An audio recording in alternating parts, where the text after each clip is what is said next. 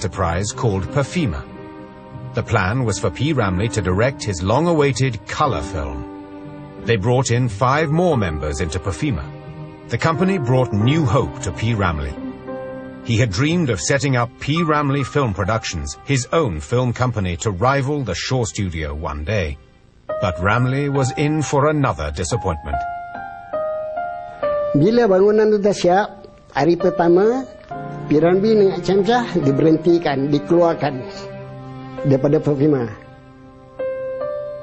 The majority of Perfima decided that its first color film project would not be directed by P. Ramlee, but a younger director, Jin Shamsuddin, who had just completed a film course in London. Ramlee felt totally dejected and defeated. Mana Perfima jadi? Kalau kita ada dalam tu, insyaAllah jadi. Pasal kita ada pengalaman, ada duit. Macam orang tak ada apa. Pengalaman aja. Pengalaman tak ada duit, tak jadi. P. Ramlee was at the lowest point in his career. Putting food on the table for his family was a daily struggle. He was forced to do whatever he could to earn a living. Pasal masa tu dia sudah buat kedai warung untuk main mahjong.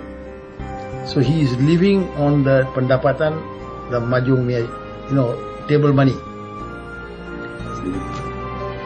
So makin lama makin turun. Ramlee was embarrassed when his childhood friend Sukadi found him at the mahjong stall. He tried to hide his embarrassment by showing his annoyance with Sukadi. Saya marah dekat dia, tegur juga dekat dia. Jadi dia pun marah juga dekat saya lah pasal saya tak duduk sebelah dia.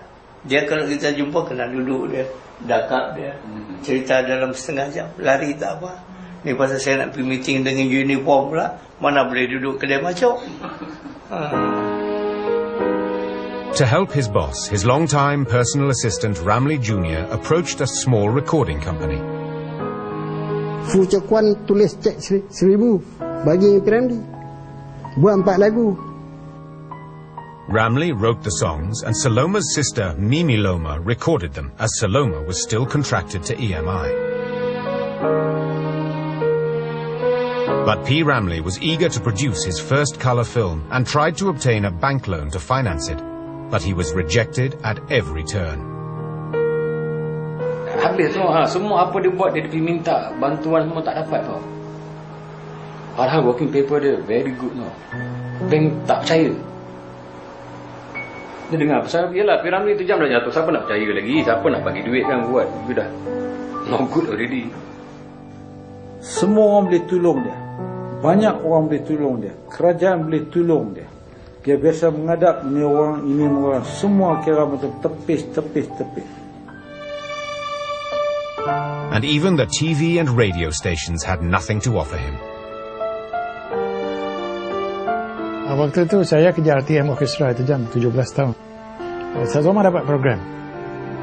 Jadi dia teman Saloma ni pergi menyanyi tapi dia tunggu kat kantin.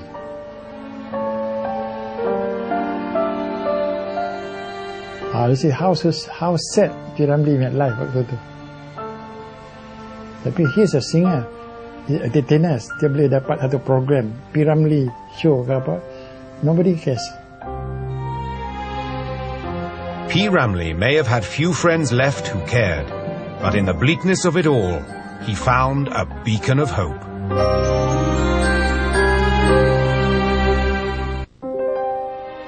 P. Ramlee struggled to put the pain of his disappointments behind him, but his friend and benefactor H.M. Shah continued to support him.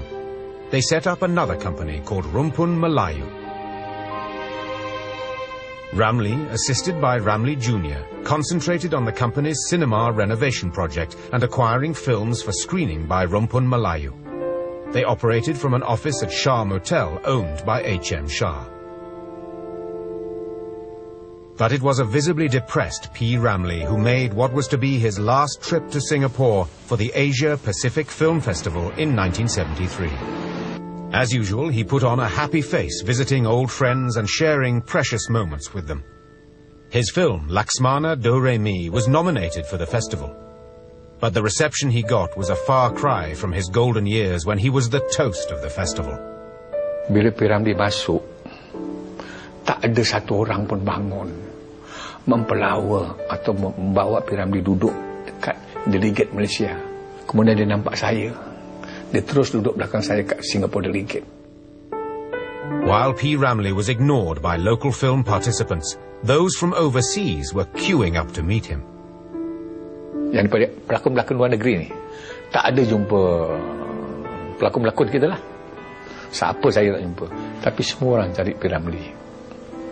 Hong Kongnya lah, Indonesia Bing Selamat pun cari P. Ramlee juga. Ramlee savoured the moment, socialising with the delegates who had sought him out.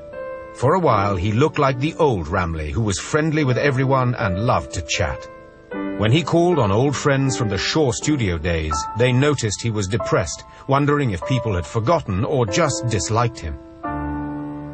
Saya terus jawab, Ram, jangan kata mereka, biar berjuta lagi manusia tak sayang sama lu pun tak apa.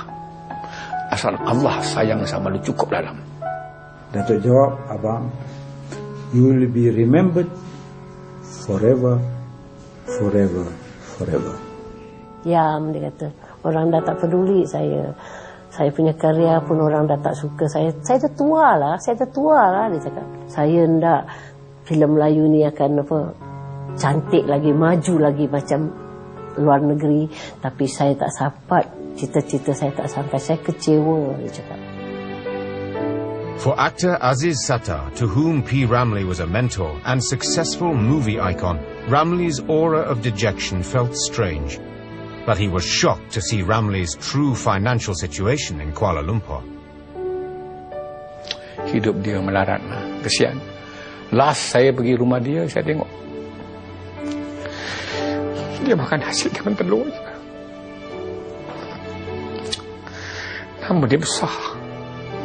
Orang tahu P. Ramlee siapa. Tapi hidup dia melarat.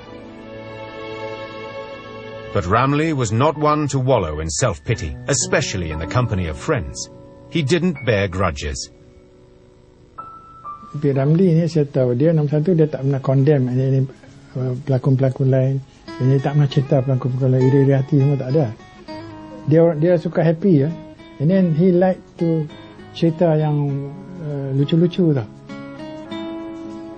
Ramlee's friends say they could sit all night having coffee with him at the food stalls, enjoying his self-deprecating humour and stories about his life. But they all agree on P. Ramlee's one exasperating trait. He couldn't say no to anyone asking for help.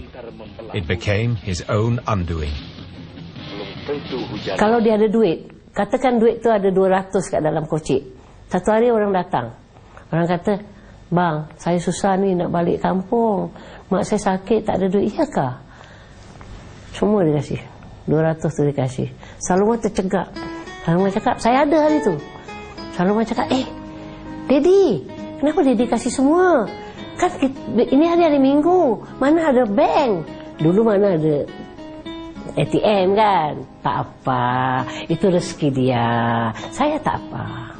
Allah ya Rahim ni, dia tak boleh tengok orang susah. Orang putak belit dengan dia.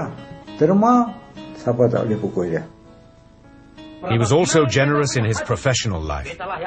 Even when he was already a big name, he willingly shared top billing with his co-stars, often reviving other people's flagging careers. It was actress Sarima who was discovered and nurtured by Ramlee 10 years earlier that still believed in his talents and asked him to direct her new film. Sehari sebelum dia meninggal tu, saya, arwah suami saya, kita ada dekat Shah Motel.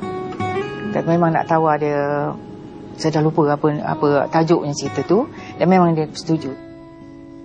The offer from Sarima and her husband filled P. Ramlee with a new optimism. But P. Ramlee was never again to set foot on a film set. Before dawn on the 29th of May 1973, P. Ramlee had a heart attack at home. Saloma accompanied him in the ambulance to the Kuala Lumpur hospital. Their son, Sazali, waited at home with the younger children. A few hours later, Sazali received the dreaded call from Saloma.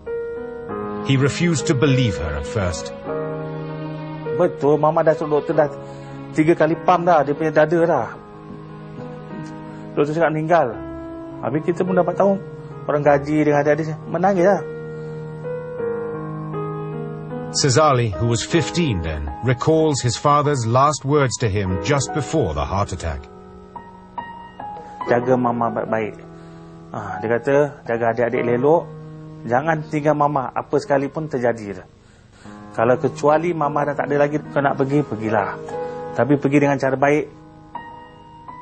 P. Ramlee, a great man and a true genius, had died far before his time. He was the original hero of the Malay film world, his brilliance and kindness an inspiration to many. The news of P. Ramlee's death at the age of 44 was met with disbelief. Saya lemah bila dengar dia meninggal. Lemah tenaga ni. Air mata ni bercucur. Belakang saya cakap dengan Saloma lah, kita nak turun. Betul, kita nak tengok mayat dia. Saloma tak kasih tengok. Dia bilang, P. Ramlee pesan dia tak nak tengok siapa pun dia mati. Itu kita kecil hati sikit lah dengan Saloma.